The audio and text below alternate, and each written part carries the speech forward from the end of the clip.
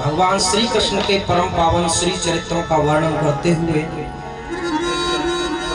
ठाकुर जी की असीम कृपा से एवं आप लोगों की हार्दिक सद्भावनाओं से आप और हम आज इस सत्संग समारोह के प्रथम दिवस में प्रवेश करते हैं। श्रीमद् भागवत जी की इस दिव्य विस्मय कथा का आज श्री गणेश करते हैं, शुभारंभ करते हैं। आइए शुभारंभ में सबसे पहले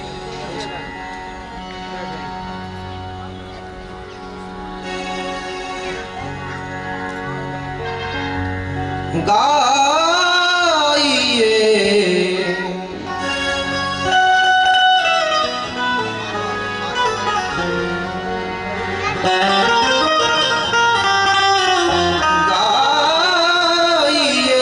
गणपते जगवंदन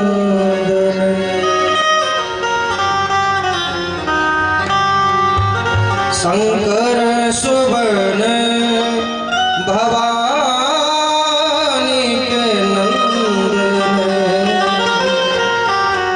शंकर सुवन भवानी के नंदन आइए गणपति जगवंदन आइए गणपति जगवंदन आइए गणपति जगवंदन ओ शंकर सुवन भवानी के नंदन शंकर सुवन भवानी के नंदन आइए गणपति जगवंदन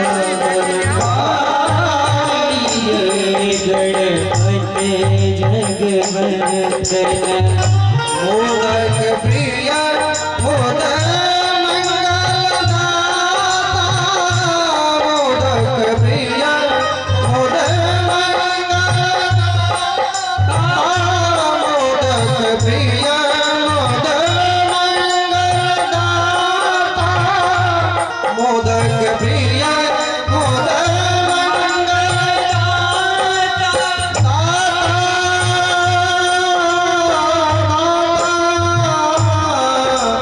दाता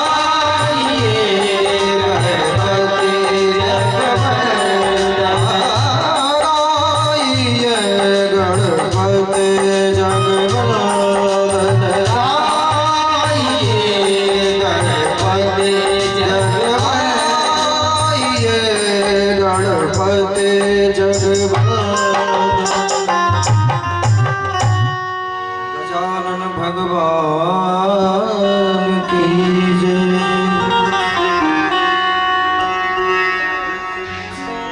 सज्जनों,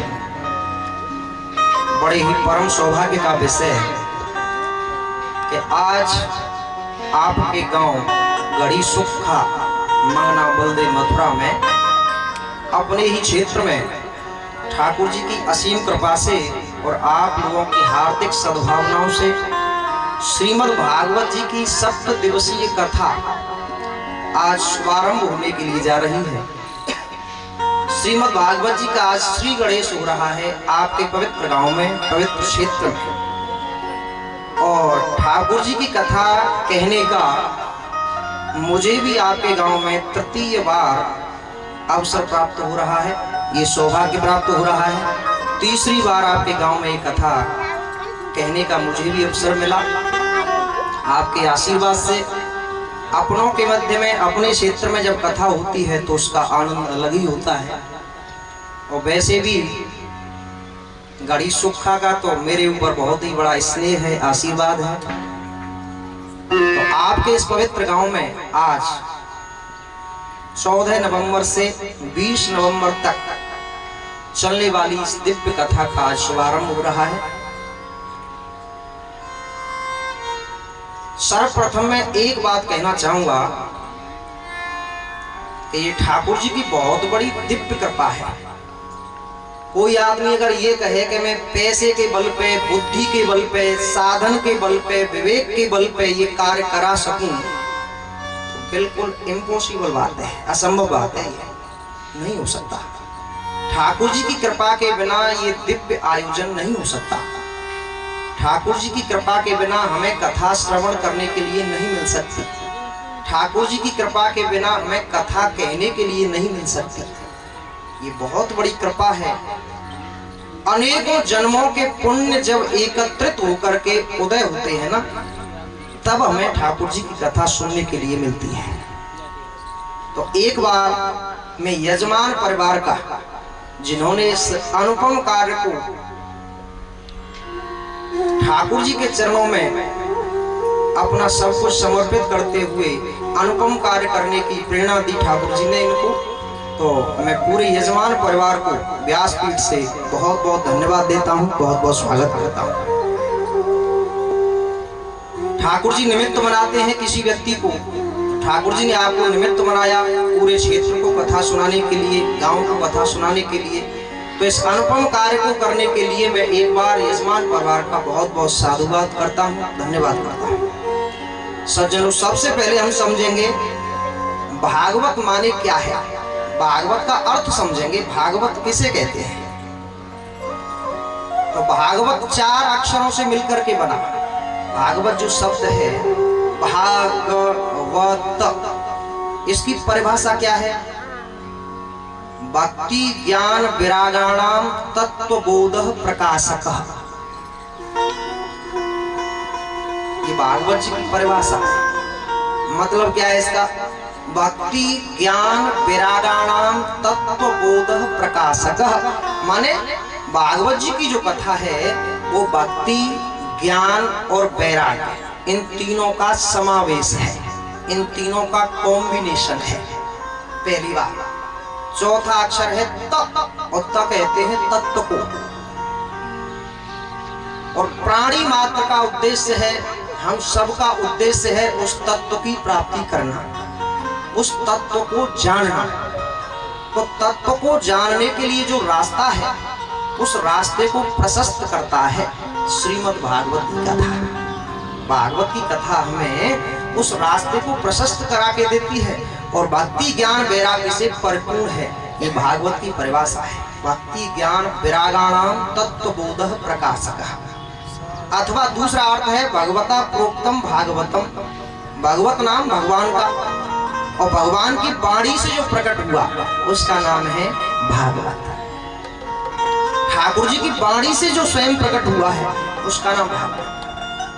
क्यों जी? ठाकुर जी ने कब वर्णन किया था इसका, कब प्रकट हुआ था ठाकुर जी की वाणी से? पूरे सृष्टि के आदि में, शुरुआत में सबसे पहले भगवान श्री हरि नारायण ने जब ब्रह्मा जी को प्रकट कर दिया अपने दिव्य नाभि कमल से, तो सबसे पहले ये ज्ञान श्री हरि नारायण ने स्वयं ब्रह्मा जी को समर्पित किया, सुनाया। केवल 4 श्लोक सुनाए थे, से चतुश्लोकी भागवत कहते हैं। चतुश्लोकी भागवत सबसे पहले यही भागवत भगवान श्री हरि नारायण ने सृष्टि की शुरुआत में ब्रह्मा जी को प्रदान की। और ब्रह्मा जी ने यही भागवत अपने प्रिय पुत्र नारद को सुनाई। नारद जी ने यही कथा एक दिन खिन्न मना बैठे हुए व्यास जी को श्रवण कराई। आगे कथा आएगी।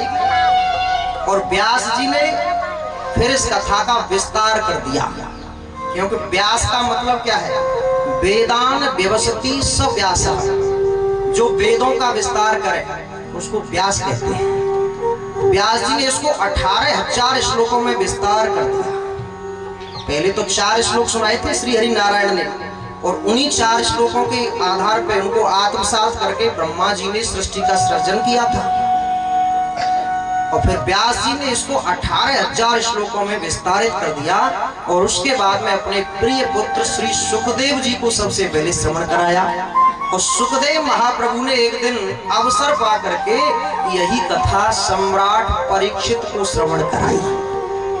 सम्राट परीक्षित जब विप्र बालक के साप से शापित हो गए थे, बरगद के पेड़ के नीचे बैठे थे, आगे कथाएं आएंगी, तो यही कथा श्री सुखदेव जी ने अवसर पा करके सम्राट परीक्षित को सुनाई। ये भागवत जी की परंपरा है। तो भागवत का मतलब है भगवता प्रोक्तम भागवतम। स्वयं भगवान की वाणी से जो प्रकट हुआ उसका नाम है भागवत। सच्चिदानंद रूपाय विश्वोत्पत्त्या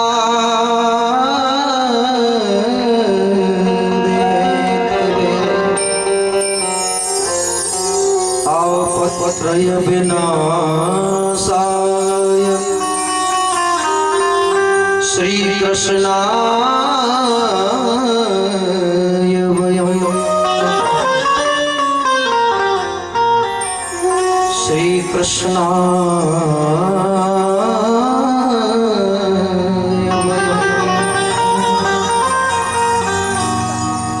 सच्चिदानंद रूपाय विश्वोत्पत्त्यादि हेतवे तापत्रय विनाशाय श्री कृष्णाय वयम् नमः। आइए कन्हैया के चरणों में प्रणाम करेंगे। पहले समझेंगे कन्हैया का स्वरूप कैसा है, उस तत्व का स्वरूप क्या है। शास्त्रों में परमात्मा के 3 स्वरूप बताए हैं। सच्चिदानंद रूपाय, परमात्मा सत्य स्वरूप है, परमात्मा चित्त स्वरूप है, और परमात्मा आनंद स्वरूप है। सत्य स्वरूप कौन सा है परमात्मा का? जो सार्वत्रिक फैला हुआ है, जो यूनिवर्सल है, सार्वत्रिक है, कण कण में समाया हुआ है। माने जिसकी सत्ता तीनों कालों में रहती है। 3 काल, आदि, मध्य और अंत, इन तीनों कालों में जिसकी सत्ता रहती है वो सत्य स्वरूप परमात्मा है। परमात्मा चित्त स्वरूप है, माने मौन रहने का नाम है चित्त स्वरूप। माने वो वाणी का विषय नहीं है, उसका चिंतन किया जाता है। चिंतन के माध्यम से उसका रियलाइजेशन होता है, उसका एहसासीकरण होता है। वो चित्त स्वरूप परमात्मा है। परमात्मा आनंद स्वरूप है, लेकिन आवश्यकता है हमें उसे पहचानने की। क्यों जी? परमात्मा करते क्या है? तो विश्वोत्पत्त्यादि हेतवे, इस विश्व की उत्पत्ति भी परमात्मा करते हैं। विश्व उत्पत्त्यादि, आदि, आदि शब्द से ये जाहिर हो रहा है, ये स्पष्ट हो रहा है कि ये परमात्मा इस संसार की केवल उत्पत्ति ही नहीं करते, उत्पत्ति भी करते हैं, पालन भी करते हैं और संहार भी कर देते हैं। विश्वोत्पत्त्यादि हेतवे, माने उत्पत्ति करने वाले भी परमात्मा, संचालित करने वाले भी परमात्मा और संहार करने वाले भी परमात्मा। क्यों जी? अब एक बात बताओ, परमात्मा की शरण में जाने से हमें लाभ क्या मिलेगा? हम उनकी शरण में जाएं तो हमें क्या मिलेगा? बोले तापत्रय विनाशाय। दिन रात हम लोग 3 तापों में तप रहे हैं, दैहिक, दैविक, भौतिक ताप। 3 प्रकार के ताप हैं। दैहिक शारीरिक ताप, शारीरिक कष्ट। दैविक, दैव प्रकोप से मिलने वाले कष्ट ताप। और भौतिक ताप माने भूत प्राणियों से मिलने वाले कष्ट। इन तीनों कष्टों की निवृत्ति परमात्मा की चरण शरण ग्रहण करते ही हो जाती है। माने जिन परमात्मा के चरणों की शरण ग्रहण करते ही जीव के तीनों ताप तत्काल नष्ट हो जाएं, ऐसे परमात्मा के श्री चरणों में हम सब मिलकर के प्रणाम करते हैं। बोलो बांके बिहारी लाल की। सज्जनों,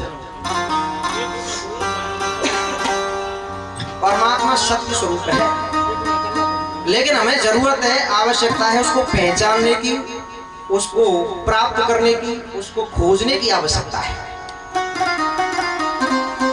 अब इसके लिए मैं गीता जी में चलूंगा।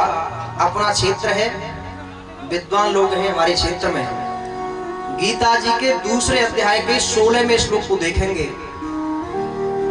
श्री कृष्ण अर्जुन से कहते हैं, अर्जुन सुनो, ना सतो विद्यते भावो ना भावो विद्यते सतः उभयोरपि दृष्टो अंतस्तु नयोस्तत्व दर्शने।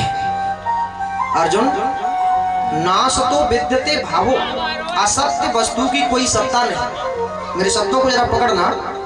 असत्य वस्तु की कोई सत्ता नहीं और सत्य का कहीं पे अभाव नहीं। दोबारा समझे, असत्य वस्तु माने हमें जो कुछ भी दिखाई दे रहा है वो सब असत्य है। जैसे ये शरीर है, ये भी तो असत्य है।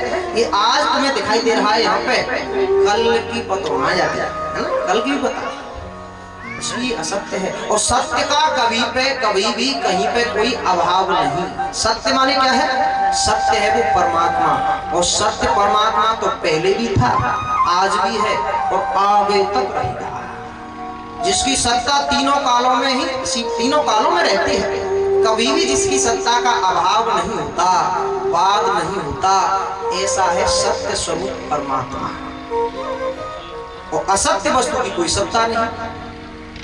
लेकिन ये असत्य होते हुए भी हमें सत्य जैसा लगता है।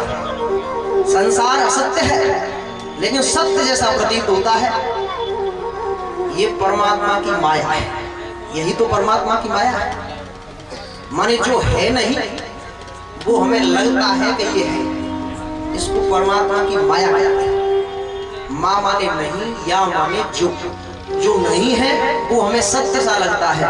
ये परमात्मा की माया है। सज्जन, नैमिषारण्य के पावन क्षेत्र में ये दिव्य कथा श्री सूत जी महाराज शौनकादिक ऋषियों को श्रवण करा रहे हैं। नैमिषारण्य अपने उत्तर प्रदेश में सीतापुर जिला, सीतापुर से लखनऊ से आगे है 80 किलोमीटर सीतापुर, और सीतापुर जिले से 35 किलोमीटर आगे नैमिषारण्य की पावन भूमि है। वहां पे श्री सूत जी महाराज शौनकादिक ऋषियों को ये कथा श्रवण करा रहे हैं। मुख्य श्रोता है शौनक मुनि। और 88,000 श्रोता समुदाय बैठा हुआ है उस भूमि में। तो हम भी अपने मन को नैमिषारण्य लेकर के चलेंगे। आज श्री सूत जी महाराज व्यासपीठ में विराजमान हैं और शौनक मुनि श्रोता बनकर के बैठे हैं। सूत जी उम्र में छोटे हैं शौनक ऋषियों से, शौनकादिक ऋषियों से, और शौनकादिक ऋषि उम्र में बड़े हैं, ज्ञान में भी प्रकांड विद्वान हैं। लेकिन कथा इस तरीके से सुनते हैं जैसे आज से पहले हमने इन कथाओं को सुना ही नहीं। श्री शौनक जी महाराज कथा सुनने में बड़े प्रबुद्ध श्रोता हैं। क्यों जी? कथा सुनने की विशेषता क्या है? विशेषता क्या है? देखिए, श्रोता कितना भी बड़ा विद्वान हो, लेकिन कथा सुनने के लिए जब बैठे तो अपने आप को शौनक मुनियों की तरह मान करके बैठे, माने अनभिज्ञ मान करके बैठे, माने आज से पहले हमने इन कथाओं को सुना ही नहीं। भले ही हम प्रकांड विद्वान हैं, सारी कथाओं को जानते हैं, लेकिन सुनने के लिए जब बैठे तो अपने को अबोध मान करके बैठे। अबोध अज्ञानी मान करके बैठोगे तब तो कुछ पाओगे कथा में, तो अपने आप को ज्ञानी मान के बैठ गए तो फिर कथा में आनंद तो कम लेंगे, व्यास जी की नाम तो ज्यादा करेंगे। इसलिए कथा श्रवण करने के लिए बैठे तो अबोध बन करके बैठे, जैसे श्री शौनक जी बैठे हुए हैं, इतने बड़े विद्वान आदमी नैमिषारण्य की भूमि में। और सूत जी महाराज उम्र में छोटे हैं उनसे, शौनक जी वयोवृद्ध हैं, उम्र में बड़े हैं, ज्ञान में श्रेष्ठ हैं, लेकिन फिर भी अपने हाथों को जोड़ करके विनती करके सूत जी महाराज से और निवेदन करते हुए कहते हैं, अज्ञान ध्वांत विध्वंस कोट सूर्य समप्रभा। हे श्री सूत जी महाराज, हमारे हृदय में अनेक जन्मों का घोर अंधकार रूपी अज्ञान भरा हुआ है, और आपके पास में ज्ञान रूपी करोड़ों सूर्यों के समान प्रकाश है। उस प्रकाश को उदय कीजिए और हमारे अंधकार को दूर कर दीजिए। निवेदन करना है सूत जी से। तो सूत जी महाराज शौनक ऋषियों को ये कथा सुनाते हैं। सुनो ऋषियों, सबसे पहले हम चर्चा करेंगे। देखो, प्रत्येक जीव सुख चाहता है, सुख। भाई हम तुम सब चाहें कि हम सुखी रहें, हमारा परिवार सुखी रहे। प्रत्येक आदमी सुख चाहता है, और प्रत्येक आदमी की तो कहा चले प्रत्येक प्राणी सुख चाहता है, चाहे वो जलचर हो, थलचर हो, नभचर हो, उभयचर हो, उद्भिज हो, अंडज हो, स्वेदज हो, जरायुज हो, ये प्राणियों के प्रकार हैं। प्रत्येक प्राणी सुख चाहता है। तो सुख किसे कहते हैं और दुख किसे कहते हैं, इस पे थोड़ी चर्चा करेंगे। सुख क्या है और दुख क्या है।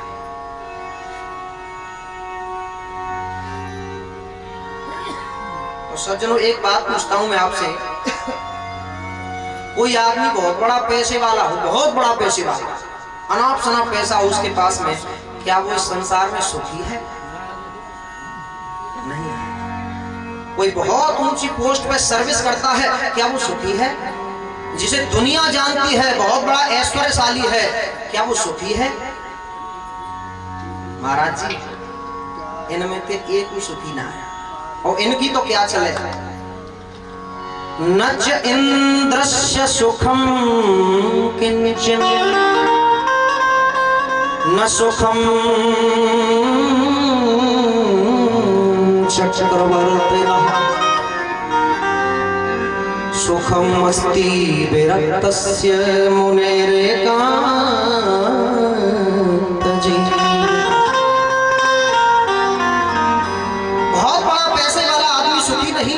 ऐश्वर्यशाली सुखी नहीं, धनवान सुखी नहीं, प्रज्ञावान सुखी नहीं, और इनकी तो चले क्या, नच इंद्रस्य सुखम किंचन, इंद्र देवता किंचन माने तनिक भी सुखी नहीं, इंद्र भी सुखी नहीं, चक्रवर्ती सम्राट भी सुखी नहीं। और देखो, ब्रह्मा भी सुखी नहीं, विष्णु भी सुखी नहीं। अच्छा जी, ऐसे ऐसे आदमी सुखी ना है? बोले हाँ। दीन कहे धनवान सुखी, धनवान कहे सुख राजा को भारी, राजा कहे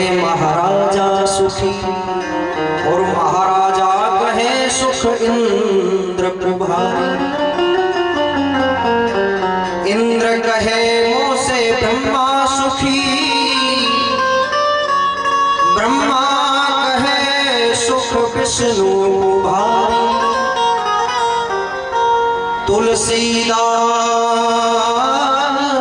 विचारो कहे, हरि नाम बिना सब जीव दुखा। कोई भी सुखी नहीं। एक गरीब आदमी ये कहता है कि मैं पैसे वाला हो जाऊं, मुझे सुख नहीं। और पैसे वाले के पास में जाकर के पूछो, महाराज जी सुखी है तो का? बोले महाराज जी भी तो लखपति भय करोड़पति है वे की सोच रहे हैं, है ना? करोड़पति के पास में जाकर के देखो अरबपति होने की सोचता है। गरीब कहता है मैं पैसे वाला बन जाऊं, पैसे वाला कहता है कि मैं लखपति से अरबपति बन जाऊं। चक्रवर्ती सम्राट भी सुखी नहीं, ब्रह्मा भी सुखी नहीं। क्यों जी? इतने बड़े बड़े पैसे वाले सुखी नहीं तो इस संसार में सुखी फिर कौन है? बोले सुखम अस्ति विरक्तस्य मुनेरेकांत जीवना। इस संसार में केवल वो सुखी संत है, वो संत है जो संसार के विषयों से बिल्कुल विरक्त है, संसार के विषयों से बिल्कुल विरक्त है, एकांतवासी है और ईमानदारी से अपने कर्तव्य का पालन करता है। या संसार में केवल वो सुखी है, नहीं तो छोटी मोटी टेंशन सबंते लग रही है सब।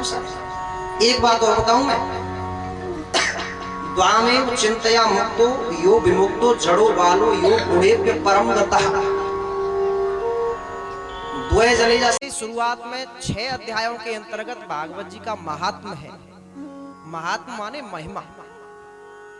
तो एक दिन की बात सज्जनों,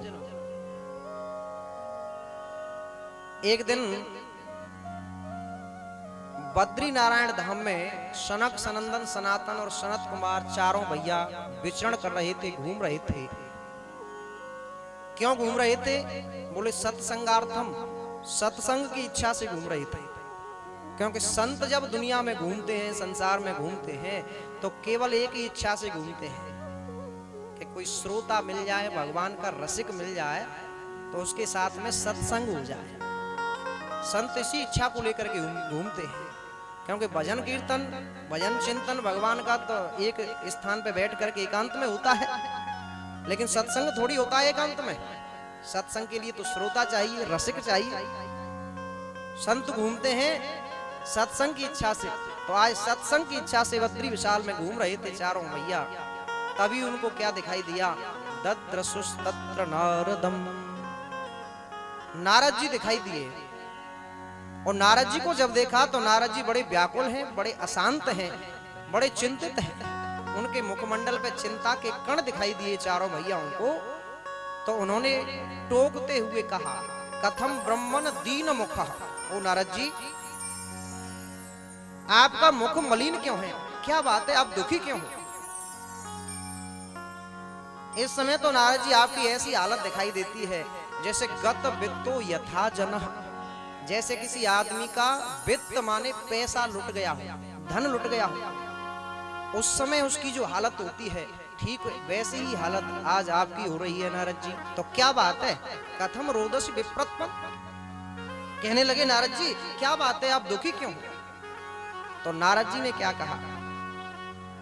भैया, एक दिन मैंने अपने मन में विचार किया कि भगवान का सत्संग, भगवान की कथा अगर श्रवण करने के लिए मिलती है तो वो है भारत भूमि। पृथ्वी पर भी भारत भूमि ऐसी जगह है, ऐसा स्थान है जहाँ ठाकुर जी की कथा।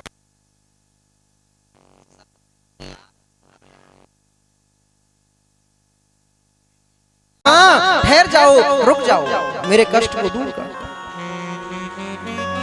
आज मुझे कन्हैया की कृपा से आप जैसे संत का दर्शन हो गया। महाराज जी खड़े हो जाओ, ठहर जाओ, क्योंकि संतों की संगति इस दुनिया में बहुत दुर्लभ बात है, बहुत बड़ी दुर्लभ बात है।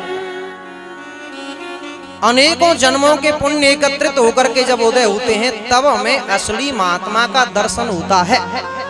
और एक और बात बताऊं मैं आपको, नारद पुराण में लिखा हुआ है कि एक बार अगर असली महात्मा मिल गया, जीवन में आ गया, तो उसका जीवन धन्य हो गया। नारद पुराण में लिखा हुआ है कि असली महात्मा अगर किसी डेड बॉडी को भी देख लेता है ना, उसकी दृष्टि अगर किसी लाश पे भी पड़ गई ना, डेड बॉडी पे, तो वो उसका उद्धार कर देता है। जलती हुई चिता को भी देख लेता है तो भी उद्धार कर देता है। और तद धूमम, चिता जलने के बाद में उसमें से उठते हुए धुएं को भी अगर देख लेता है तो भी उद्धार कर देता है। और महाराज जी यहाँ पे तो ये तक लिखा हुआ है कि तद भस्मम, चिता की भस्म को भी अगर देख लेता है तो भी उद्धार कर देता है। लेकिन होना चाहिए असली महात्मा। असली महात्मा क्यों जी, ये कैसा होता है? तो असली महात्मा की परिभाषा हम आपको कल बताएंगे। बहुत सारी परिभाषाएं हैं गीता जी में।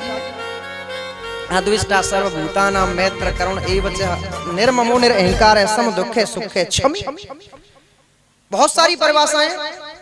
तो संतों की संगति, संतों का दर्शन इस दुनिया में बड़ा ही दुर्लभ बात है महाराज जी। खड़े हो जाओ, खड़े हो जाओ। सत्संगति सत्संगति दुर्लभ संसारा, सत्संगति दुर्लभ संसारा, सत्संगति दुर्लभ संसारा। निमिष दंड भरे कही बारा, निमिष दंड भरे कही बारा। पुण्य पुंज बिन मिला है न संता, पुण्य पुंज बिन मिला है न संता। सत्संगत संस्कृत करता, सत्संगत संस्कृत करता, सत्संगत संस्कृत करता, सत्संगति संस्कृत करता। और सुनो, वो घड़ी भी धन्य है जिसमें सत्संग होता। एक घड़ी आधी घड़ी, आधी ते पुन आध, है ना। सत्संग जिस दिन हो गया वो दिन धन्य हो गया, उसका जीवन धन्य हो गया। धन्य घड़ी जब होए सत्संगा, धन्य घड़ी जब होए सत्संगा, धन्य घड़ी जब होए सत्संगा, धन्य घड़ी जब होए सत्संगा। धन्य जन्म तुझ भगत भंगा, धन्य जन्म तुझ भगत भंगा, धन्य जन्म तुझ भगत। और सुनो, सत्संग नगरी काशी, सत्संग नगरी काशी, सत्संग नगरी काशी, सत्संग नगरी काशी। काटे जन्म जन्म की फांसी, काटे जन्म जन्म की फांसी, काटे जन्म जन्म की फांसी, काटे जन्म जन्म की फांसी। सज्जनों, एक बार सत्संगति मिल गई, असली संत का दर्शन हो गया, उसके जीवन का धन, उसका जीवन धन। बिनु सत्संगन उपजे ज्ञान, बिनु सत्संगन उपजे ज्ञान, बिनु सत्संगन उपजे ज्ञान, बिनु सत्संगन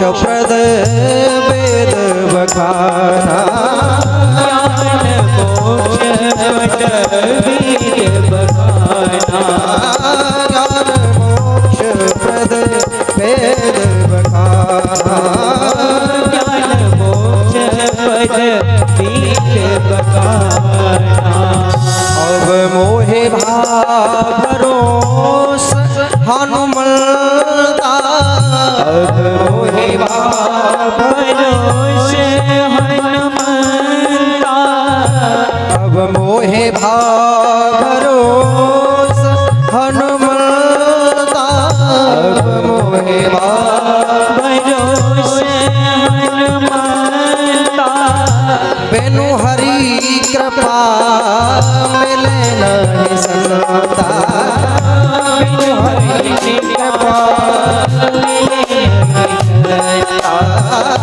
बिनु हरि कृपा मिले नहीं संता बिनु हरि कृपा मिले नहीं संता। चिदानंद भगवान की।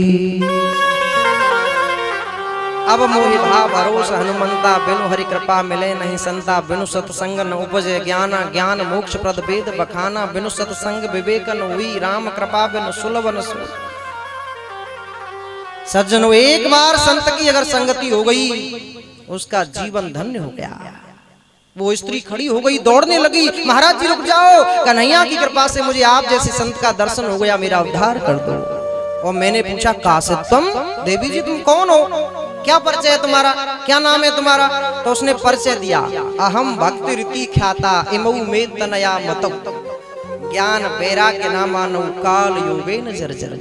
महाराज जी अहम भक्ति रीति ख्याता, मेरा नाम है भक्ति, मैं भक्ति हूँ।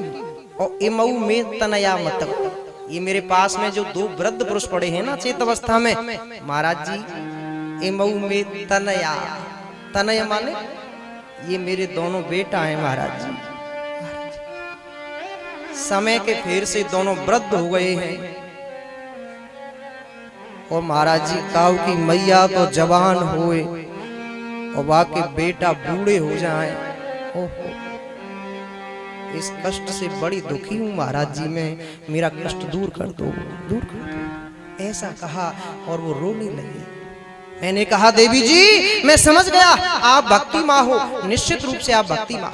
मैं हाथ उठा करके प्रतिज्ञा करता हूं कि तेरे दोनों बेटा ज्ञान और वैराग्य को स्वस्थ ना कर दूं तो मैं नारद हरि का दास न कहलाऊंगा। प्रतिज्ञा करना।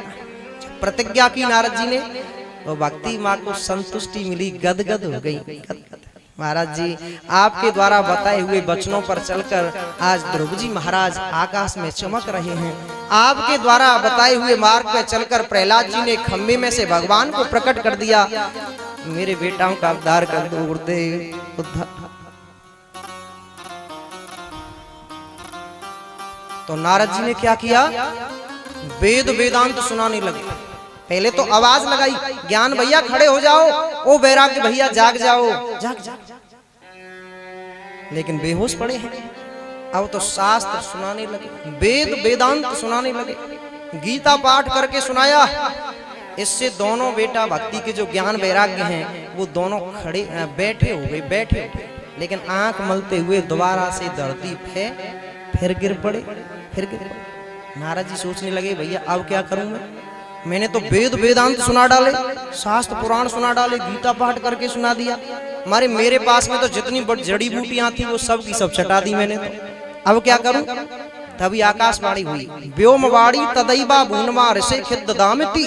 ओ महाराज जी, नारद जी सुनो, आप दुखी मत हो, दुखी मत होना। आपने ये जो उद्यम किया है ये सफल होगा, व्यर्थ नहीं जाएगा। इसके लिए तुम्हें सत्कर्म करना पड़ेगा। नारद जी बोले क्यों जी, अभी 2 घंटे से मैं कर रहा था, ये क्या सत्कर्म नहीं था क्या? सत्कर्म क्या है? आकाशवाणी बोली जाओ किसी संत से जाकर के पूछो। आकाशवाणी गायब। और नारद जी बोले न तो संत का नाम बताया, न सत्कर्म का नाम बताया, न तो डॉक्टर का नाम बताया और न दवाई का नाम बताया।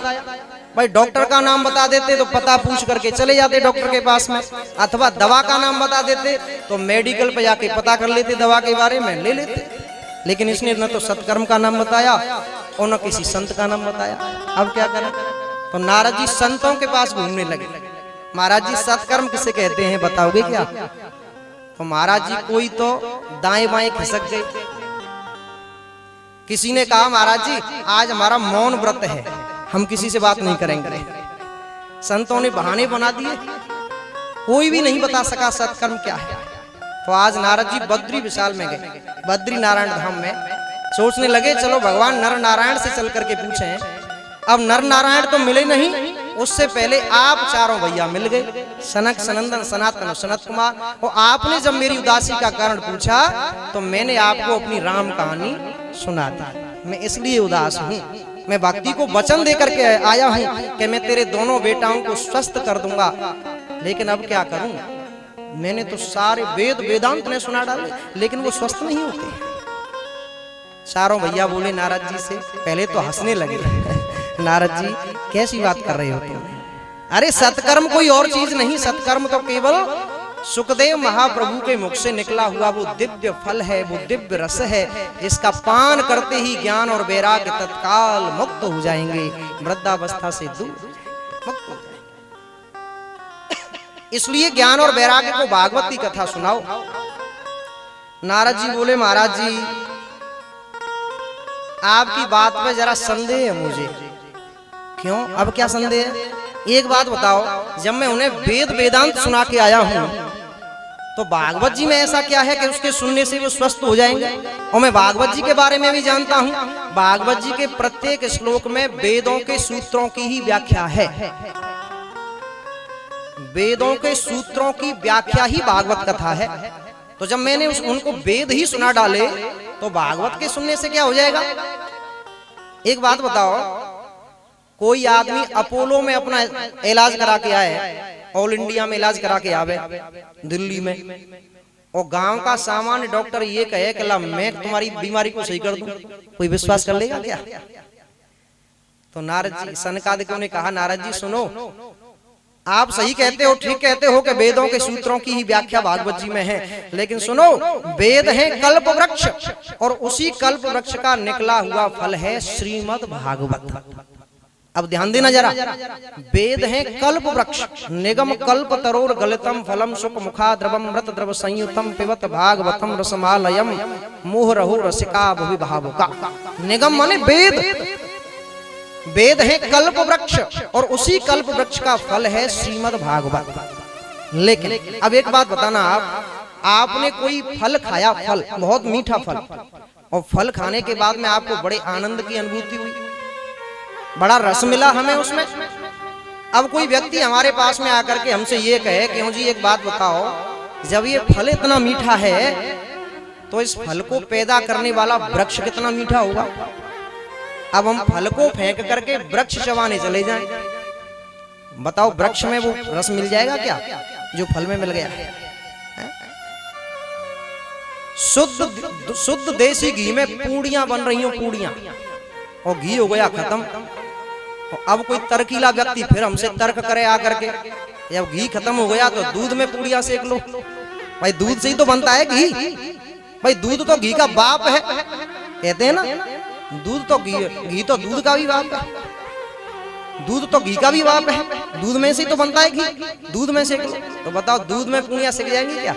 भले ही वो दूध से ही बना है, भले ही वो घी जो है दूध से ही बना है, लेकिन जो काम घी कर देगा वो दूध कभी नहीं कर सकता। घी में दीपक जल रहे हो, दीपक, और दीपक में घी खत्म हो गया, फिर कोई तर्क करने वाला व्यक्ति ये कहे कि दूध डाल दो दीपक में, जल जाएगा? कभी जल सकता है क्या? नहीं जल सकता। भले ही दूध ने पैदा किया है घी को, लेकिन जो काम घी कर देगा वो दूध कभी भी नहीं कर सकता। उसी प्रकार से वेद है कल्प वृक्ष और उसी कल्प वृक्ष का निकला हुआ फल है श्रीमद् भागवत। जब विविध दृष्टांतों से सुनाया, समझाया नारद जी को, तो नारद जी कहने लगे भाई महाराज जी धन्य, महाराज जी धन्य। आज मैं समझ गया कि व्यक्ति पढ़ लिख करके कितना भी बड़ा विद्वान हो जाए, लेकिन जब तक संतों के चरणों की धूल अपने मस्तक पे धारण नहीं करेगा, संतों की संगति नहीं करेगा, तब तक इन शास्त्रों को समझना ही असंभव है, समझ ही नहीं सकता।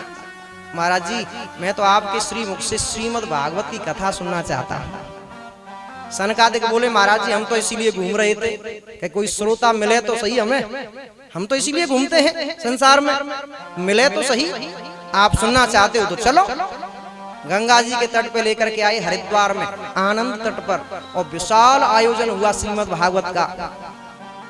और भागवत जी के केवल 10-20 श्लोक बोले, अभी महात्मा कहने लगे, तब तक क्या हुआ, भक्ति अपने दोनों बेटा ज्ञान और वैराग्य को लेकर के भागवत जी के समक्ष प्रस्तुत हो गई, और ज्ञान वैराग्य दोनों स्वस्थ हो गई। बोलो भागवत भगवान की जय हो।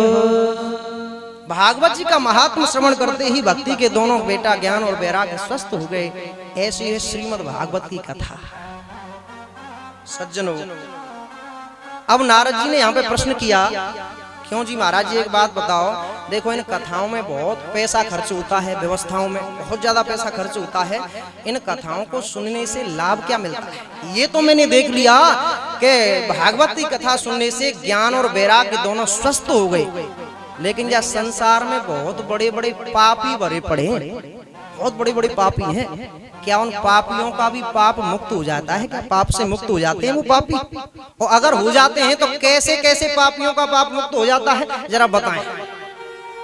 सनकादिक बोले, नारद जी तुम छोटे मोटे पापी की बात कर रहे हो, अरे हम तो ये कहते हैं कि इसलिए जिसने अपने जीवन में पाप के अलावा कोई दूसरा काम ही न किया हुआ, और एक बार अगर उसने कथा को सुन लिया तो उसका भी उद्धार हो जाता है। यहाँ पे मैं एक निवेदन करूंगा, देखो सबसे टॉप के सबसे बड़े उग्र पाप हैं 5 पंचोग्र पापास छल छिन्न कारणा क्रूरा पिशाचा एवं निर्दयास्य, 5 प्रकार के पाप हैं। और कौन कौन से हैं जरा सुनेंगे। स्तेन सुरापु ब्रह्महा मित्रदुग और गुरु तलपगा। स्तेन माने सोने की चोरी करना, मेरे शब्दों को जरा ध्यान से सुनना और अन्यथा में मत लेना। स्तेन माने सोने की चोरी करना, दुनिया का महापाप है। किसी भी वस्तु की चोरी करे ये पाप है, लेकिन सोने की चोरी करना ये दुनिया का महापाप है। सुरापो माने शराब पीना, दुनिया का महापाप है। देखिए एक भी शब्द यहाँ अन्यथा में मत लेना मेरा, जैसा कि मेरे सदगुरुदेव भगवान कहते हैं कि यहाँ से एक भी बात बिना प्रमाण के और विदाउट शास्त्र के नहीं कही जाएगी।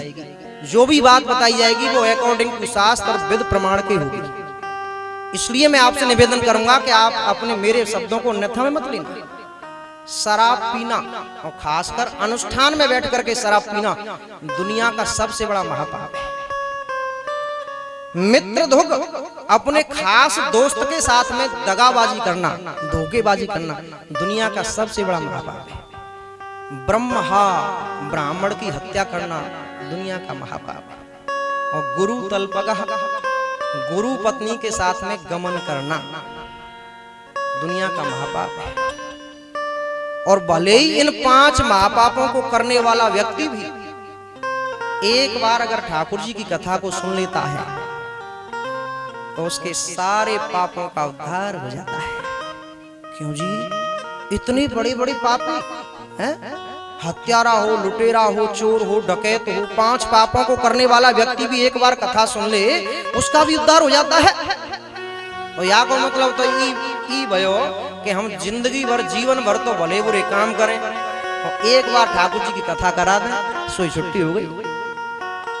नहीं, इसकी एक शर्त है। भगवत गीता 4 अध्याय 36वां श्लोक, अपचेदस पापेभ्य सर्वेभ्य पापकृतं सर्वं ज्ञानप्लवेनैव व्रजनं संतरिष्यसि। वाल्मीकि रामायण का प्रमाण है, शक्रदेव प्रपन्नाय तवास्मीत स याचते। बहुत सारे प्रमाण है। शक्रदेव प्रपन्नाय, ऐसा नहीं कि हम जीवन भर मर्डर करें, दुनिया भर के पाप करें और एक बार कथा करा दें उद्धार हो जाएगा। उद्धार कब होगा वो शर्त बता रहा हूं मैं। शक्रदेव प्रपन्नाय वाल्मीकि रामायण प्रपन्नाय कहते हैं आत्मसमर्पण करना, माने ठाकुर जी के सामने हाथ उठाए दे, हथियार डाल दे।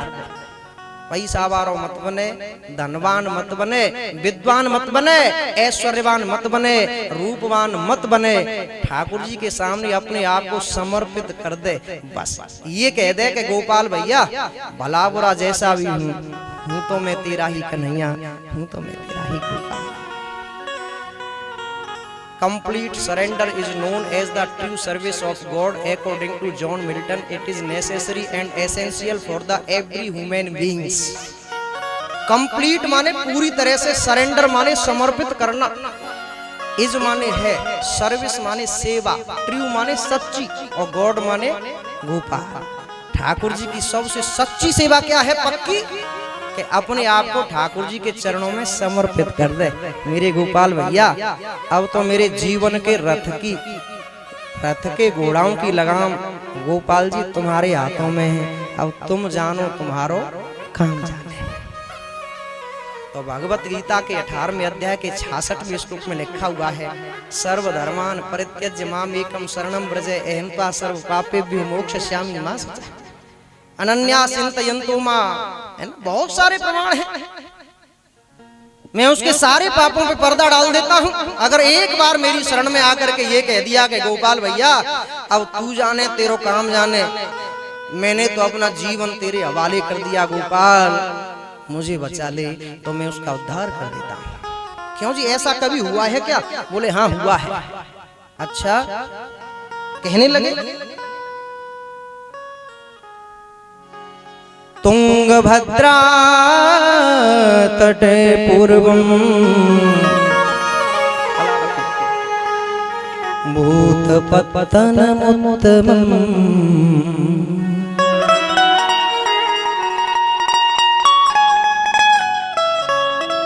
यत्र वर्णा स्वधर्मेण सत्य सत्य कर्म तत्परा।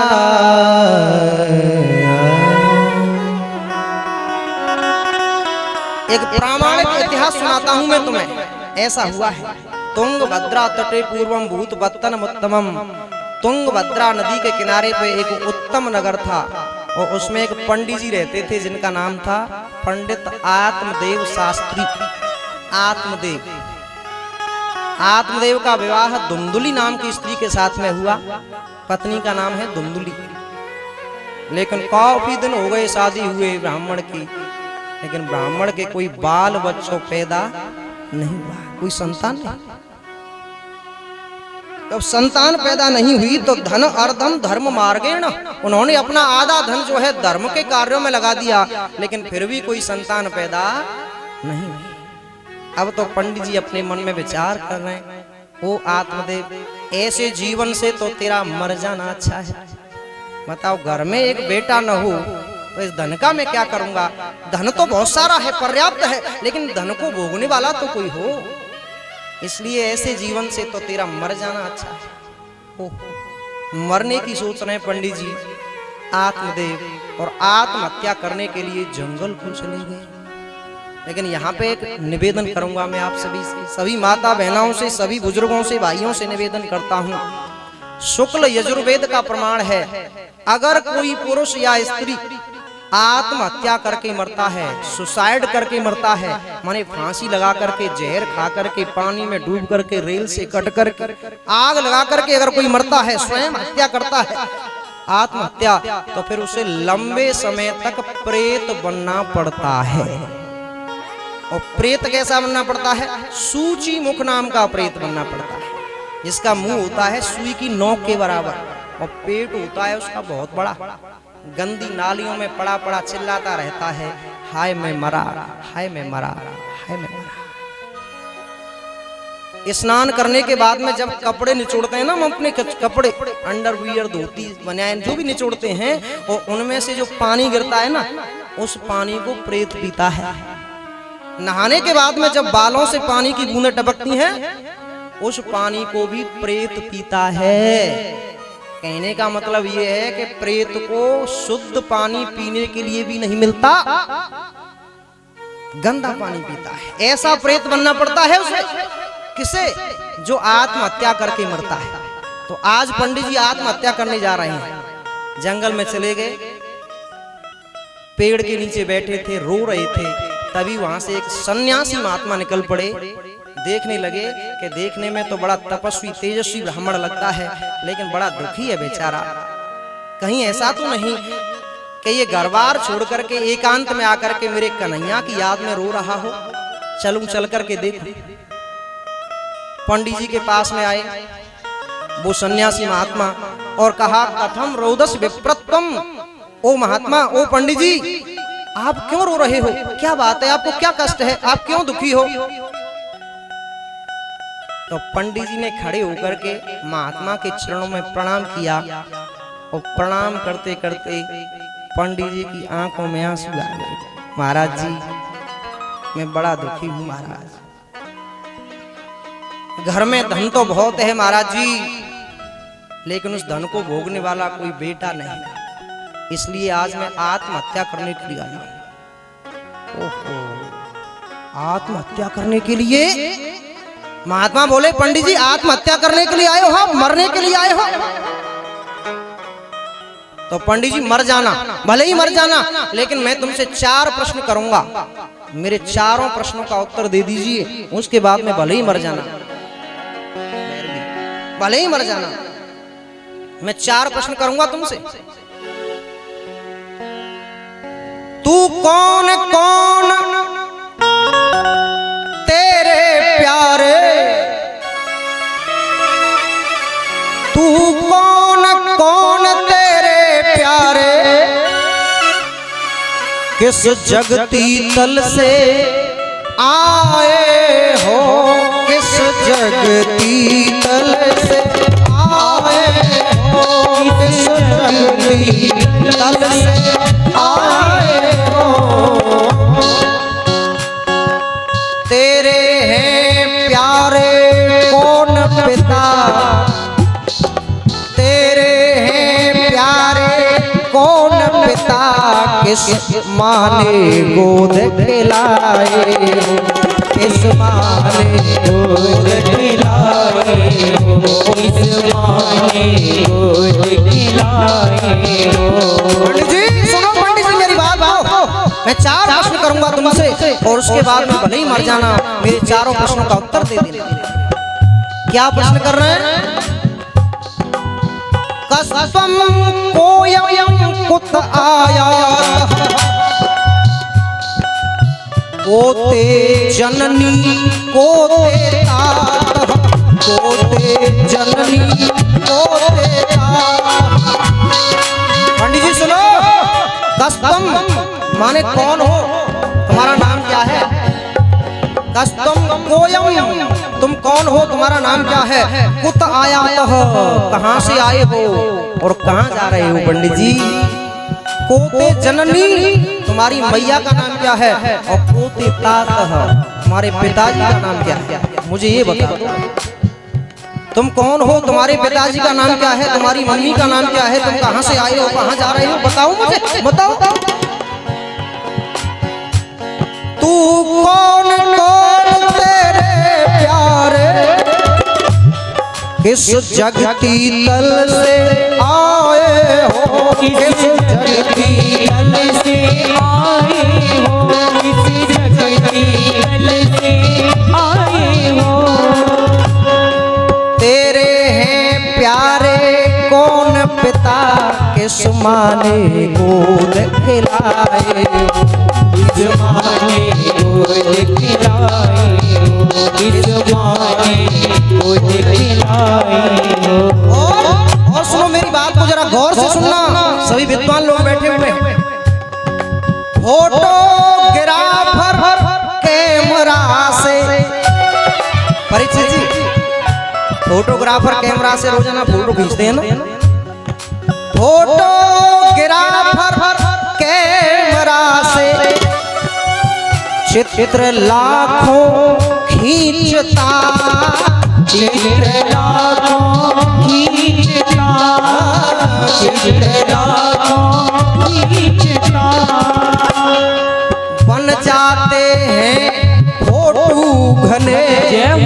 बन जाते हैं फोटू घने, कैसे बने तू ही बता, कैसे बने तू ही बता, कैसे बने तू ही बता। और सुनो, जो ध्यान देकर देखिए, जो ध्यान देकर देखिए, संसार मात्र लकीर है, संसार मात्र लकीर ये संसार मात्र लकीर है, संसार मात्र लकीर है। संसार का है ना पता, संसार का है ना पता, संसार सर्व फकीर है, संसार सर्व फकीर है, संसार सर्व फकीर है। और सुनिए पंडित जी, मेरी बात को ध्यान से सुने, बहुत सुंदर उपदेश कर रहे हैं वेदांत के शब्दों में। निस्सार यह संसार है, संसार निस्सार यह संसार है, दुख भंडार माया जाल है, भंडार माया जाल है, वो भंडार माया जाल है, माया जाल है। ऐसा यहाँ पर कौन है, ऐसा यहाँ पर कौन है, खाता जिसे नहीं काल है, खाता जिसे नहीं काल है, खाता जिसे नहीं काल है, खाता जिसे नहीं काल है। ओ पंडित जी सुनो, कैसा अज्ञान पाले बैठे हो तुम, संतान की बात करते हो कि संतान मिल जाए। पहले तो अपने बारे में बताओ, तुम कौन हो, पहले ये बताओ, तुम्हारा नाम क्या है, तुम्हारी माता जी का नाम क्या है, तुम्हारे पिताजी का नाम क्या है, मुझे बता सकते हो क्या? तू कौन कौन तेरे प्यारे किस जगती तल से आए हो, किस जगती तल से आए हो, किस जगती तल से आए हो, तेरे हैं प्यारे कौन पिता, किस माने गोद खिलाए हो, किस माने गोद खिलाए हो, किस माने गोद खिलाए हो, किस माने गोद खिलाए हो, किस माने गोद खिलाए हो। सच्चिदानंद भगवान की जय हो। वस्तम कोयम कुत आयातः कोते जननी कोते तापः। पंडित जी तुम मरने की बात कर रहे हो, पहले ये बताओ कि तुम कहाँ से आए हो, कहाँ जा रहे हो, तुम्हारा नाम क्या है, तुम्हारी मम्मी का नाम क्या है, तुम्हारे पिताजी का नाम क्या है, बताओ मुझे। इन चारों प्रश्नों के उत्तर दे दो, उसके बाद में भले ही मर जाना। पंडित जी संतान की बात करते हो तुम, तुम्हें नहीं पता क्या? संतते सगरो दुखम बापांगः पुरा तथा। राजा सगर का नाम सुना है तुमने? सूर्यवंश के राजा सगर, कितने पुत्र थे उनके पास में बताओ कोई? 60,000 पुत्र थे, और 60,000 पुत्रों वाले राजा सगर को एक भी पुत्र से सुख नहीं मिला। तुम एक पुत्र की बात कर रहे हो? या बात की पक्की गारंटी है क्या पंडित जी तुम्हारे पास में कि संतान पाने के बाद में तुम्हें सुख मिल जाएगा? कोई गारंटी है तुम्हारे पास में?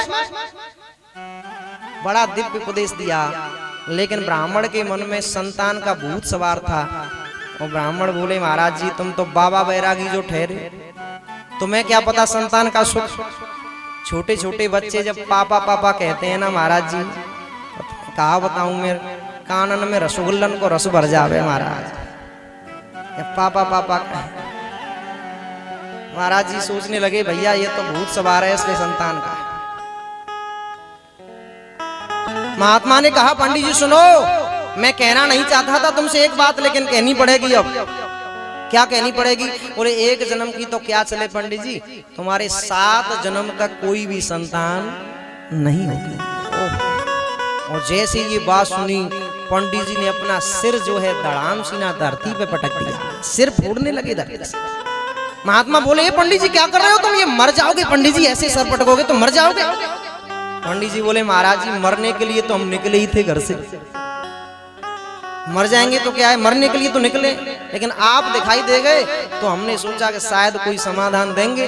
लेकिन महाराज जी मैं तो एक जन्म के लिए रो रहा था, इसी जन्म के लिए, और आपने 7 जन्म की ओर सुना दी मुझे, तो मेरा दुख 7 गुना और बढ़ा दिया।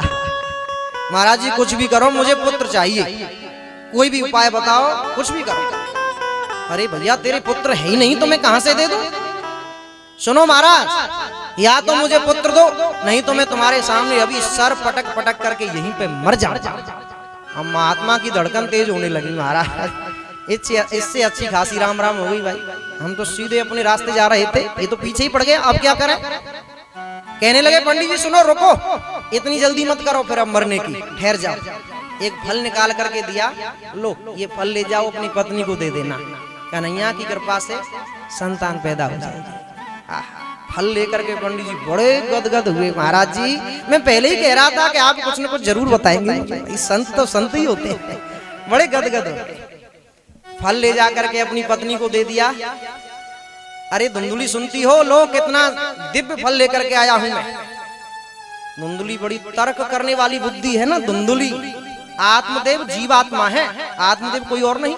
हमारे ऊपर ये कथा है, हम जीवात्मा ही आत्मदेव हैं, और हमारी जो तर्क कुतर्क करने वाली जो बुद्धि है ना, वो धुंधुली है। कुतर्क करने लगी, महाराज फल खाने से कहीं बेटा पैदा होता है? तुम्हें पता नहीं महाराज जियों की आजकल क्या हालत हो रही है संतों की। अरे देवी जी ऐसा वैसा फल नहीं है, सीधा बागेश्वर धाम से लेकर के आया हूं, कोई वैसा फल नहीं है, ये दिव्य फल है, ये इसको खाएगी तो संतान पैदा होगी निश्चित रूप से। कोई ऐसे वैसे संत ने नहीं दिया, बहुत बड़े सिद्ध महात्मा ने दिया है। अच्छा तब तो मैं जरूर खाऊंगी, नहा धो करके खाऊंगी, पूजा करके। पंडित जी तो चले गए फल दे करके, लेकिन धुंधुली फल लेकर के बैठ गई। खाऊं कि न खाऊं, खाऊं कि न खाऊं। पड़ोसन आ गई, पड़ोसन ने पूछा क्या बात है? बोले देवी जी तुम खोवाई सखी, तू खोवा गई ऐसे समय पे, हमारे पति देव के फल लेकर के आए हैं और ये कह रहे हैं कि फल खाएगी तो बेटा पैदा होगा। तू बता बहन, फल खाने से कहीं बेटा होता है? सब बकवास है, मैं तो नहीं मानती इन बातों को। पड़ोसन बोली ऐसी बात नहीं है धुंधली, सारे महात्मा एक जैसे नहीं होते, किसी दिव्य महात्मा ने दिया है तो अवश्य जो है फल जो है फायदा करेगा। और सुन, मान के चल फल खाने से संतान ना भी हो तो ये फल कोई दवा थोड़ी है, तू इतनी डर रही है? खा ले, पुत्र पैदा नहीं होगा तो कोई नुकसान थोड़ी करेगा, ये कोई दवा थोड़ी है सो रिएक्शन कर जाएगी, खा ले, भगवान ने चाहा तो पुत्र पैदा हो जाएगा। बहन कहती तो तू ठीक है, लेकिन मैंने ऐसा सुना है कि गर्भवती स्त्री को ज्यादा तेज भागना दौड़ना नहीं चाहिए। जब मैं फल खा करके बाई चांस गर्भवती हो गई तो मैंने ऐसा सुना है गर्भिणी स्त्री को ज्यादा तेज भागना दौड़ना नहीं चाहिए। पड़ोसन ने बोली तो तुझे क्या मैराथन में जाकर के हिस्सा लेना है क्या? तुझे क्या काम पड़ेगा भागने दौड़ने का? अरे बहन कहती तो तू ठीक है, तू कहती है तो खा लेती हूँ, लेकिन मैंने ऐसा भी सुना है कि गर्भिणी स्त्री को ज्यादा तेज मसाले वाले सामान नहीं खाने चाहिए, चटपटे सामान नहीं खाने चाहिए। और बहन जी तो मेरी आदत की पता ही है, मैं जब कभी भी बलदेव जाऊं, दाऊ जी जाऊं तो चौराहे पे गोल गप्पे तो जरूर खाती हूँ मैं, भल्ले तो जरूर खा के आती हूँ। पड़ोसन बोली देवी जी धुंधुली ये भी कोई समस्या है? संतान के लिए लोग न जाने क्या क्या करते हैं, ये कोई समस्या है? मैं तो ये कहती हूँ आँख मूंझ के खा ले। अच्छा बहन तू कहती है तो खा लेती हूँ, लेकिन मैंने एक बात और सुनी है, क्या गर्भिणी स्त्री को ज्यादा काम धंधा भी नहीं करना चाहिए? पड़ोसन बोली तो ये क्या समस्या है? अपनी ननद को बुला लेना, अपनी ननद को बुला लेना, 4 महीने पहले से बुला लेना, और जब वो बुआ बन जाए तो उसे अच्छी सी दक्षिणा दे देना, खुश कर देना। धुंधुली बोली क्या कहा बहन, तू ननद का नाम ले रही है? वो नंबर 1 की चोटी है, नंबर 1 की चोटी, मेरे सारे सामान का सफाया कर जाएगी, पूरे घर की धन संपत्ति को ले जाएगी। माने उसने इतने तर्क वितर्क किए कि अंत में वो फल खाया ही नहीं। पड़ोसन माता पता के चली गई। इतनी देर में उसकी छोटी बहन आ गई और छोटी बहन ने उसका माथा और खराब कर दिया।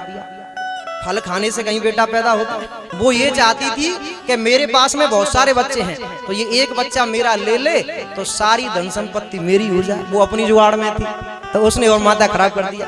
अरे बहन धुंधली, फल खाने से कहीं बेटा पैदा होता है? सब बकवास है। देख, अब की बार जो बेटा पैदा होगा ना मेरे, उस बेटे को मैं ला करके चुपचाप तुझे दे दूंगी। तुझे बच्चा मिल जाएगा, कोई खतरा नहीं, कोई टेंशन नहीं। धुंधली बोली, वाह बहन, बहन हो तो तेरी जैसी हो, एक चुटकी में समस्या का समाधान कर दिया। आज इस फल का क्या करूं? बोले इस फल को एक अपनी गैया को खिला दे, फल की परीक्षा भी हो जाएगी। देखते हैं संत के फल में कितनी ताकत है। तेरी गैया भी तो बच्चा नहीं देती, उसको खिला दे। वो फल उसने गैया को खिला दिया और आत्मदेव से झूठ बोल दिया, अपने पति से झूठ बोल दिया कि मैंने फल खा लिया। कालांतर में छोटी बहन के जो बच्चा पैदा हुआ, रात में ला करके उसने धुंधली को दे दिया और धुंधली ने सुबह अपने पति आत्मदेव को बता दिया। आत्मदेव बड़े प्रसन्न, बेटा पैदा हो गया। सीधे साधे पंडित जी थे बेचारे, उनको पता ही नहीं है क्या हो रहा है। अब जिस गैया को फल खिलाया था उसके भी एक पुत्र पैदा हुआ, जिसके कान जो थे वो गाय जैसे थे, वादवा की पूरा मनुष्य जैसा था। दोनों बच्चों के नाम रखे गए। जो गाय जैसे कान वाला बच्चा है उसका नाम है गौकर्ण। अपना बेटा जो बहन का बच्चा ला करके रह रही थी उसका नाम रखा धुंधकारी। धुंधकारी अपना जैसा नाम रख लिया। दोनों बच्चे बड़े हुए, दोनों ने नाम कमाया, लेकिन एक तो हुआ विख्यात और दूसरा निकला कुख्यात। गौकर्णो पंडितो ज्ञानी धुंधकारी महाखलह महाखलह। धुंधकारी महाखलह। गौकर्ण तो बड़ा पंडित है, बड़ा ज्ञानी है, लेकिन धुंधकारी महाखलह। खल माने क्या है? देखो, सठ और खल में अंतर है। सठ क्या है? जो संगति में आकर के बिगड़ गया है। वैसे तो ठीक था, लेकिन संगति उसकी ऐसी खराब हो गई कि वो दारू पीने लग गया, वो सठ है। लेकिन खल क्या है? खल में दो शब्द हैं, खल। इसका मतलब क्या, अर्थ क्या है? एक महात्मा बहुत बढ़िया अर्थ करते हैं इसका। खल का अर्थ करते हैं, बोले ख माने खावे और ल माने लड़े, माने खावे और लड़े। और ज्यादा ने कर्रो खल भयो तो बोले जाको खावे वही तो लड़े। बातें कहते हैं खल खल खल। धुंधकारी महाखला, चोरी डकैती करने लगा। ओहो, माताजी को गाली देने लगा, पीटने लगा, पिताजी को गाली देने लगा, पीटने लगा। अब तो पंडित जी बड़े दुखी हुए और एकांत में बैठ करके सोच रहे थे, महाराज भाई आत्मदेव हद कर देते तो भाई उस दिन अगर उस महात्मा की बात मान गया होता, भाई आज ये दिन मुझे देखने के लिए नहीं मिलता। गालियां देता है, मुझे पीटता है। भाई आत्मदेव, ऐसे जीवन से तो तेरा मर जाना अच्छा है। एक दिन पहले भी सोच रहे थे पंडित जी कि तेरा मर जाना अच्छा है। कब सोच रहे थे? कि जब संतान नहीं थी। और आज कब सोच रहे हैं? जब संतान हो गई। बस यही तो विडंबना है। जो वस्तु हमारे पास नहीं है उसकी कमी महसूस करके हम दुखी होते हैं।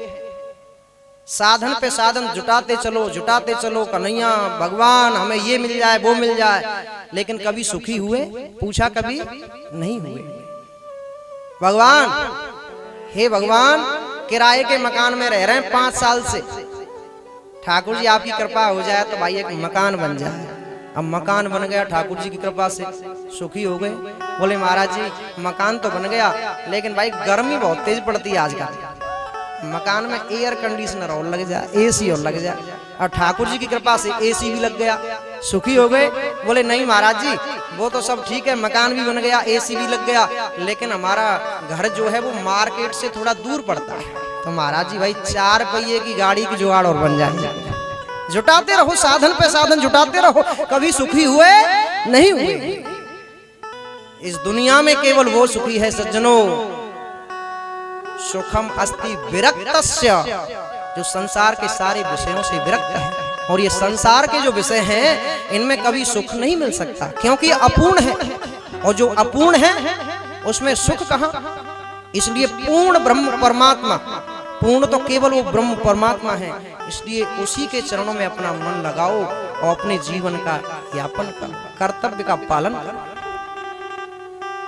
सज्जनों, आत्महत्या करने की सोच रहे थे, तभी गौकर्ण ने हाथ पकड़ लिया और गौकर्ण ने बहुत सुंदर उपदेश दे दिया। पिताजी, इस संसार में दो रस्सियां हमें बांधे हुए हैं, जीव को दो रस्सियों ने बांध रखा है, और वो दो रस्सियां हैं अहमता और ममता की, अहमता और ममता की।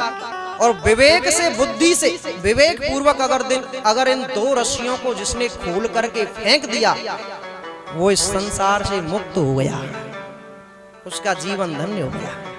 पिताजी, तुम किसे सुखी मानते हो? जिसके पास में अनाप शनाप पैसा है उसे सुखी मानते हो तुम? जरा पूछ करके देखना उससे। जो जितना ज्यादा सुखी मिलेगा ना, पैसे वाला दिखेगा, वो उतना ही ज्यादा दुखी मिलेगा हमारा। कोई तन दुखी, कोई मन दुखी, कोई धनविन रहे तो उदास। भैया थोड़े थोड़े तो सब दुखी, सुखी राम के दास। राम के दास कभी न होते उदास, बाकी दुनिया में सब हताश।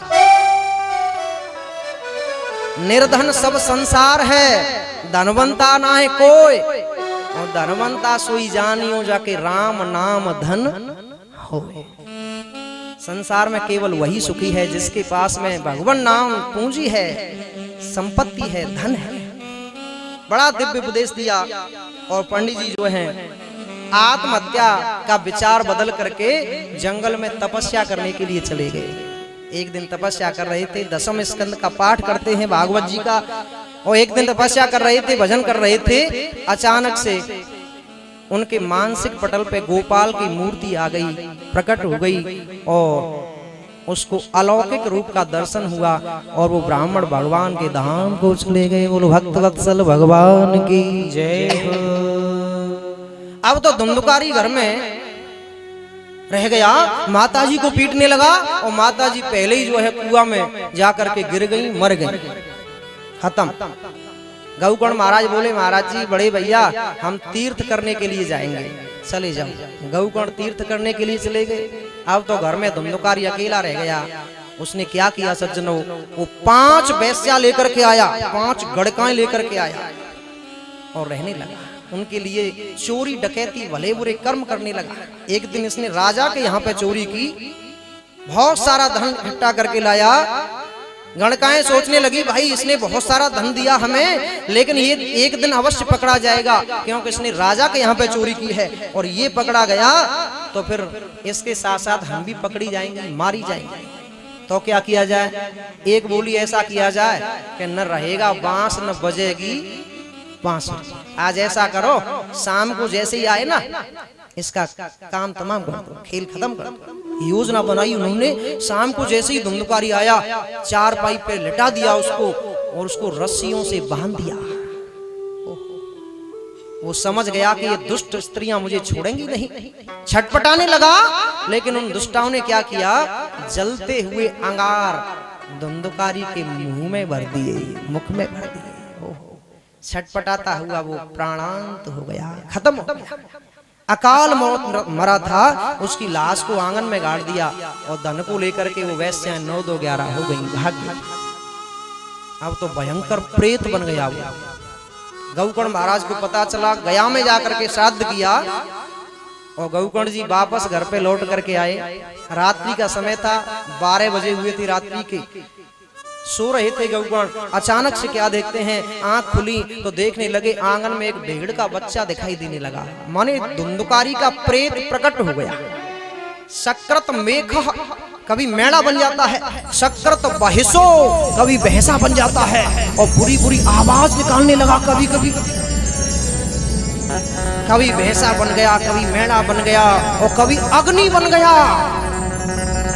घर में एकदम से आग लग गई, आग लग गई।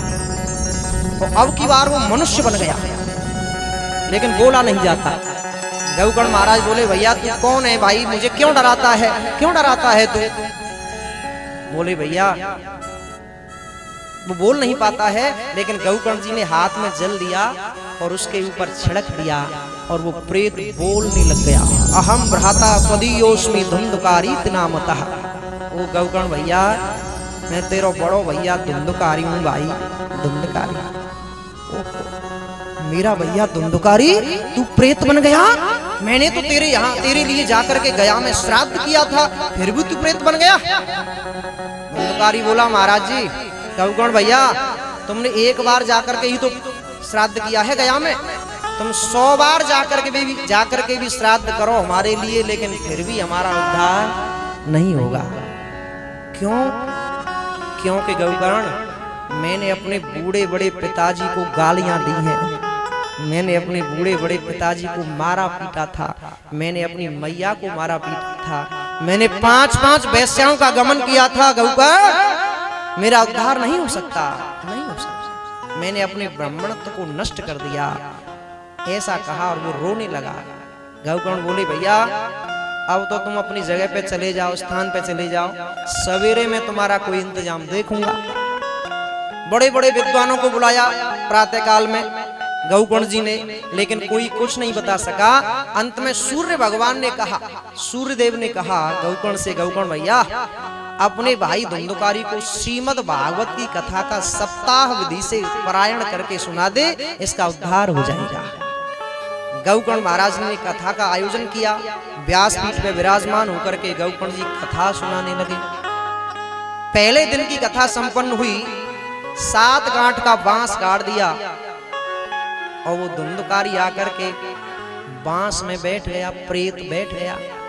पहले दिन की कथा संपन्न होने के बाद में बांस की एक ग्रंथि चटक गई, दूसरे दिन की कथा में बांस की दूसरी ग्रंथि चटक गई, तीसरे दिन की कथा में तीसरी ग्रंथि चटक गई। ऐसे करके 7 दिन की कथा सुनने के बाद में 7 ग्रंथियों को फोड़ करके धुंधकारी उसमें से एक दिव्य रूप पुरुष के रूप में प्रकट हो गया। बोलो भागवत भगवान की जय हो। उस प्रेत का भी उद्धार हो गया। ऐसी है श्रीमद् भागवत की कथा, प्रेत पीड़ा विनाशनी है ना, पापियों के पाप को है तारती, ऐसी है ये कथा। ऐसे ऐसे पापियों के पापों को तारने वाली ये कथा है सज्जनों। अब तो धुंधकारी का उद्धार हुआ और भगवान के पार्षद उसे लेने के लिए आए विमान लेकर के, और धुंधकारी को बिठा करके चलने लगे। और गौगण महाराज ने पूछा, महाराज जी तुम एक विमान लेकर के क्यों आए? भाई कथा तो बहुत सारे हजारों श्रोताओं ने सुनी, तुम इनके लिए विमान लेकर के क्यों नहीं आए? तो पार्षदों ने क्या किया, गौगण से बोले, गौगण भैया सुनो, कथा तो यहाँ पे हजारों श्रोताओं ने सुनी, लेकिन सभी श्रोताओं की पात्रता अलग अलग थी, उनके उद्देश्य अलग अलग होते हैं। किसी श्रोता ने ये सोचा कि चलो गौगण महाराज पहली बार कथा कर रहे हैं, चल करके देखें तो सही कैसी कथा करते हैं। किसी का उद्देश्य कुछ है, किसी का उद्देश्य कुछ है। देखिए ये तो कल्प वृक्ष है, कल्प वृक्ष, इससे जैसी कामना करते हैं वैसा ही फल मिलता है। कथा तो बहुत सारे श्रोताओं ने सुनी, लेकिन जैसी जिसकी कामना उसको ऐसा ही फल मिला। आकाश में से पानी बरसता है, सबके लिए बराबर बरसता है, लेकिन वो पानी कहीं कहीं पे तो कीचड़ में परिणत होता है। गंगा जी में गिरता है तो गंगाजल बन जाता है, और सर्प के मुख में गिरता है तो जहर बन जाता है। जबकि पानी बराबर बरस रहा है, वर्षा सबके लिए बराबर है। ठीक उसी प्रकार से कथा सबके लिए एक जैसी है, कोई भेद नहीं है कथा में, सबके लिए एक जैसी सुनाई जा रही है सबको, लेकिन श्रोताओं की उद्देश्य अलग अलग हुआ करते हैं, उनकी पात्रताएं अलग अलग होती हैं। तो केवल उद्धार की कामना तेरे भाई धुंधकारी की थी गौगण, उसने उद्धार की कामना से इस कथा को सुना तो आज उसका उद्धार हो गया। ऐसा कहा और चले गए। अब तो सारे श्रोता उदास हो गए। गौगण जी बोले उदास मत हो, हम दोबारा से कथा करेंगे। दूसरे महीना में, सावन के महीना में कथा का दोबारा से आयोजन हुआ। और सज्जनों भागवत जी में ऐसा लिखा हुआ है कि 7 दिन की कथा होने के बाद में जितने श्रोताओं ने कथा सुनी उन सब का उद्धार हो गया, और उन सब के लिए विमान आ गए। विमान में बैठ करके सारे श्रोता भगवान के धाम को चले गए। एक बार प्रेम से जयकार लगाएंगे, बोलो भागवत भगवान की जय हो। ऐसी है भागवत की कथा। अंत में नारद जी ने एक प्रश्न किया, महाराज जी हमें एक बात बताओ, कथा सुनने के नियम क्या है? तो पहला नियम बताया, बोले महाराज पहले तो ये बताओ, ज्यादातर लोग यही प्रश्न पहले करते हैं कि महाराज जी हमारा मन तो बहुत है कथा कराने का, लेकिन इसमें खर्चा कितना आता है, खर्चा बताओ। तो सनकादिक बोले नारद जी सुनो, विवाहे यादृशम वित्तम, जैसे हम अपनी बेटी का विवाह करते हैं ना, बड़ी धूमधाम से करते हैं अपनी सामर्थ्य के अनुसार, उसी प्रकार से हमें भागवत जी का आयोजन करना चाहिए सामर्थ्य के अनुसार। कोई अगर ये पूछे कि एक बेटी के विवाह में कितना धन खर्च होता है, तो कोई बता सकता है क्या? भाई अपनी अपनी सामर्थ्य से सब बढ़िया ही करते हैं, खूब बढ़ चढ़ के करते हैं। उसी प्रकार से हमें भागवत जी का आयोजन भी विवाह की तरह बड़े हर्ष उल्लास से करना चाहिए अपनी सामर्थ्य के अनुसार। नंबर 2, वक्ता का चयन बहुत विवेक से करना चाहिए। वक्ता वैष्णव हो, भगवान का भक्त हो, संसार के विषयों से विरक्त हो और भगवान के चरणों में अनुरक्त हो। समझा समझा करके कथा कहने वाला है ना, दृष्टांत दे दे करके कथा कहने वाला वक्ता होना चाहिए। अच्छा महाराज जी, तो और नियम बताओ, हमें खाने पीने के नियम बताओ, भोजन के आहार के नियम क्या है? तो सनकादिक बोले नारद जी वैसे नियम तो ये है कि 7 दिन निराहार रह करके कथा सुनी जाए, बिल्कुल निराहार रह करके, व्रत रख करके। नारद जी बोले महाराज जी फिर तो हमने सुन ली कथा, बताओ निराहार रह करके कथा कैसे सुनेंगे, बड़ा कठिन है। अच्छा भैया तो फिर एक काम करो, पयपानम, पयपानम माने दूध पी करके कथा सुनो 7 दिन, और ये भी संभव ना हो सके तो घृतपानम, घी पी करके कथा सुनो। बोले महाराज जी आजकल तो डॉक्टर रोटी चिपड़ने की भी मना करते हैं, तुम पीने की बात कर रहे हो।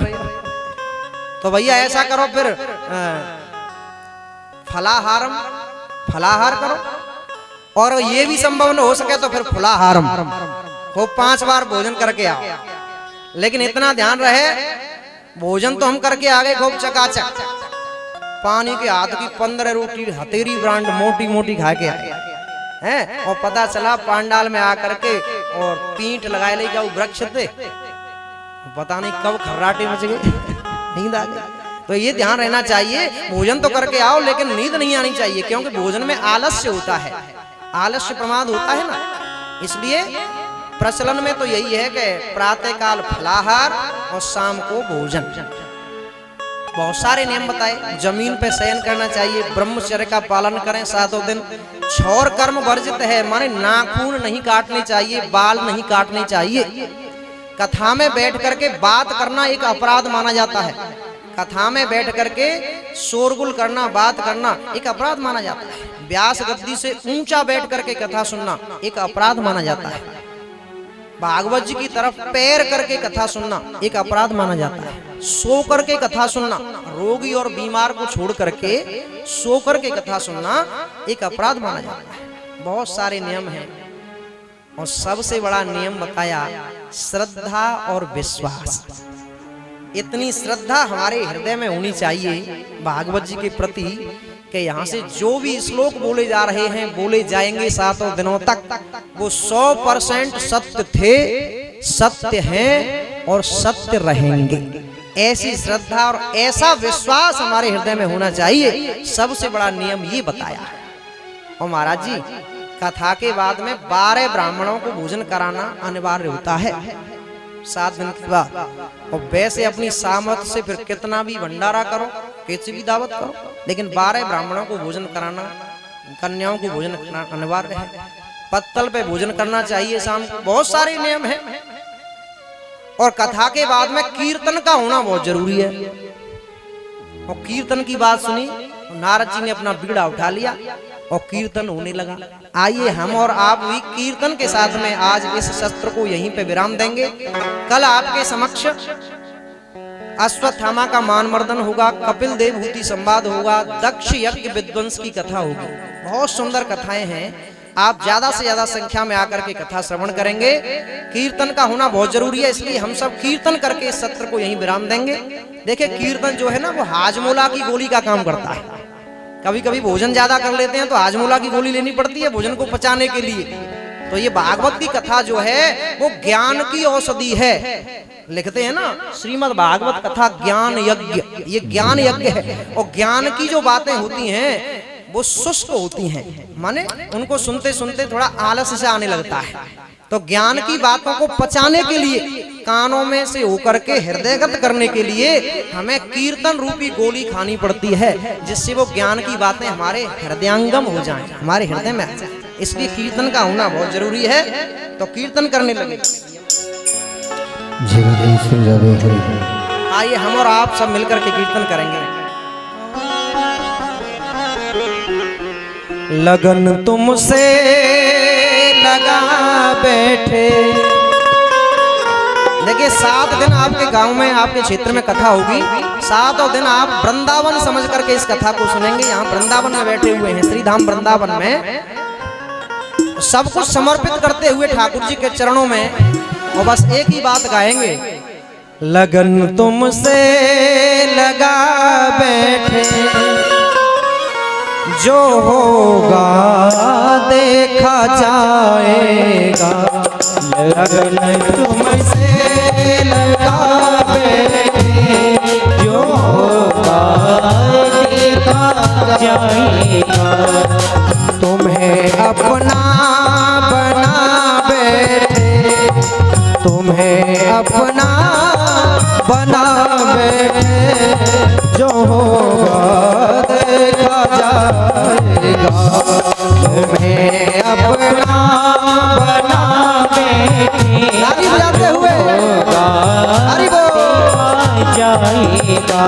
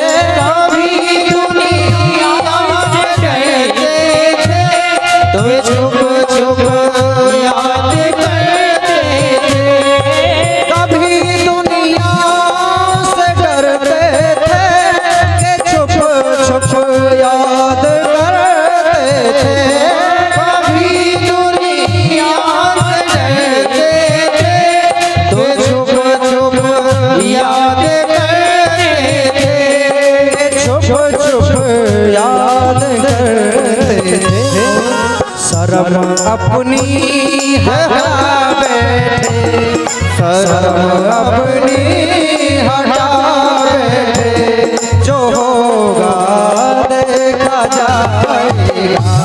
लगन तुमसे लगा बैठे, जो होगा देखा जाएगा।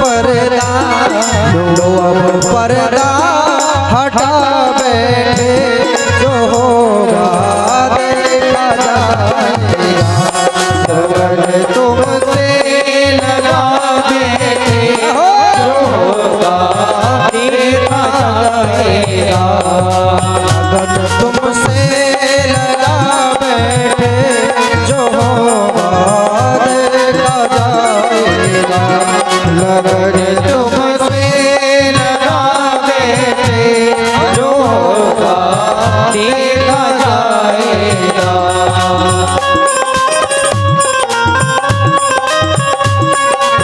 तालियों की सेवा करते हुए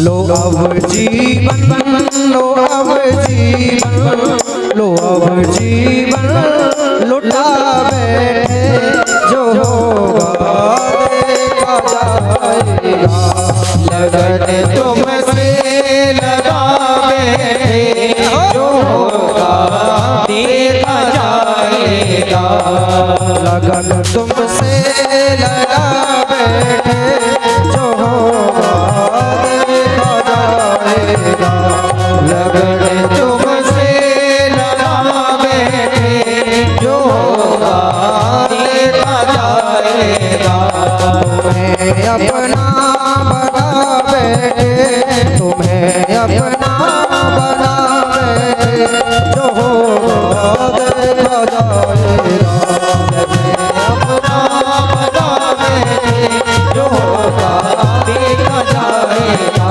जो होगा देखा जाएगा, जो होगा देखा जाएगा, जो होगा देखा जाएगा, जो होगा देखा जाएगा, जो होगा देखा जाएगा, जो होगा देखा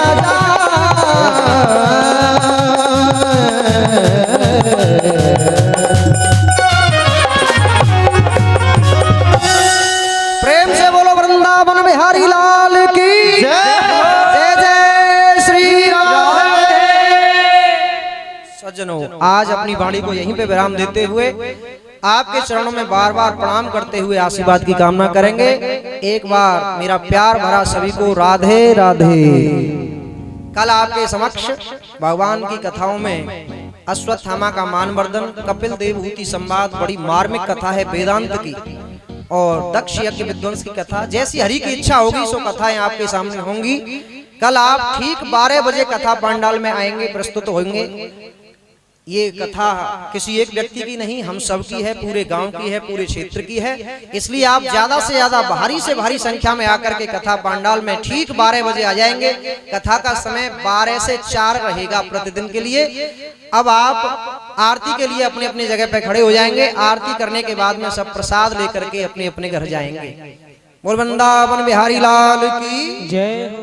तेरी आरती गाओ, श्रीमान बिहारी तेरी आरती गाओ, श्रीमान के बिहारी तेरी आरती गाओ, तेरी आरती गाओ, गिरधर तेरी आरती गाओ, आरती गाओ प्यारे तुम भूल जाओ, आरती गाओ प्यारे आपको जाओ, आरती गाओ प्यारे आरती गाऊं प्यारे आपको रिझाऊं। श्याम सुंदर तेरी आरती गाऊं। के बिहारी तेरी आरती गाऊं। श्री की बिहारी तेरी आरती गाऊं। के बिहारी तेरी आरती गाऊं। मोर मुकुट प्यारी शीश पे सोहे। मोर मुकुट प्यारे शीश पे सोहे। मोर मुकुट प्यारी शीश पे सोहे। मोर मुकुट प्यारे शीश पे सोहे। प्यारी बंसी मेरो मन मोहे। प्यारी बांसी मेरो मन मोहे। प्यारी मुरलिया मेरो मन मोहे। प्यारी मुरलिया मेरो मन मोहे। तेरी छवि बने हरि में जाऊं। बाके बिहारी तेरी आरती गाऊं। कुंज बिहारी तेरी आरती गाऊं। दास बिहारी तेरी आरती गाऊं। चरणों से निकली है गंगा प्यारी। चरणों से निकली है गंगा प्यारी। चरणों से निकली है गंगा प्यारी। चरणों से निकली है गंगा प्यारी। जिसने सारी दुनिया तारी। जिसने सारी दुनिया तारी। जिसने सारी दुनिया सारी। जिसने सारी दुनिया तारी। उन्हें चरण में दर्शन पाओ। आगे बिहारी तेरी आरती गाऊं। व्यास दास के नाथ आप हो।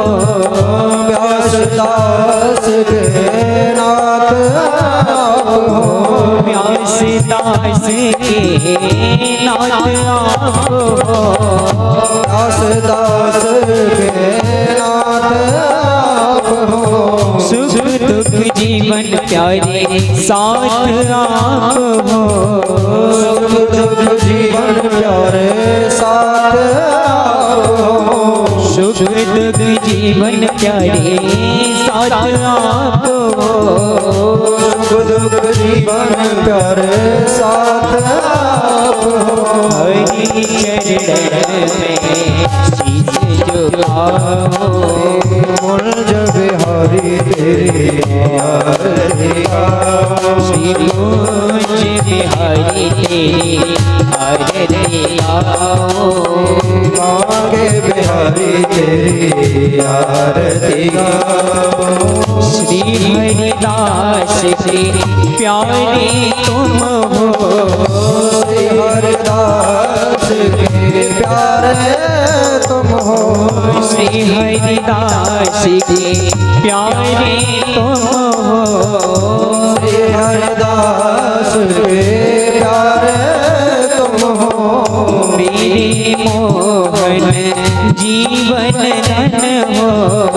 मेरे मोहन जीवन धन हो। मेरे मोहन जीवन धन हो। मेरे मोहन जीवन धन हो। देख युगल छवि बड़े बड़े जाओ।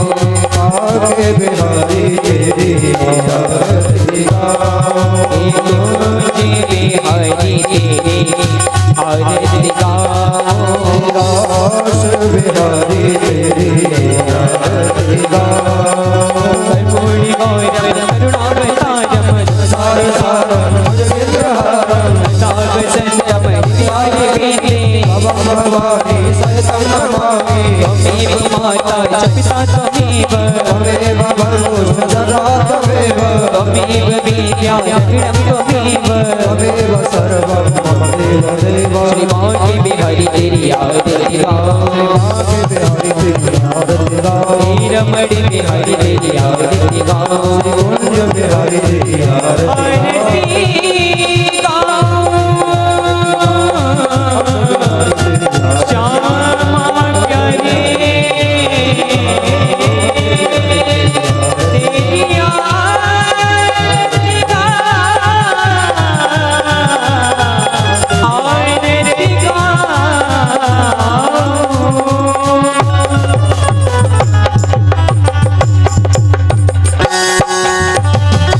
बोले बाकी बिहारी लाल की जय हो। श्रीमद् भागवत महापुराण की जय हो। बोले व्याजी महाराज की जय हो। जय जय श्री राधे।